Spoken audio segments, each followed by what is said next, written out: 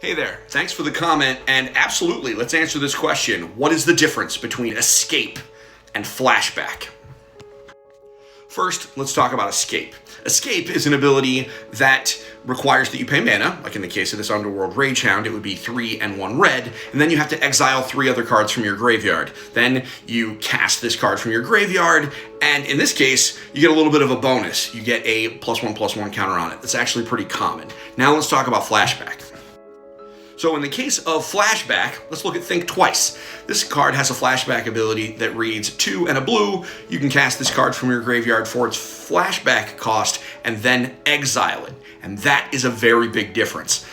Flashback, you can only bring it back once. So it's almost like when you put Think Twice in your deck, you're getting 2 of them. One when it's in your library and then your hand, and the other from your graveyard. Whereas with the escape cards, you get those as many times as they go into your graveyard, as long as you have other cards to exile.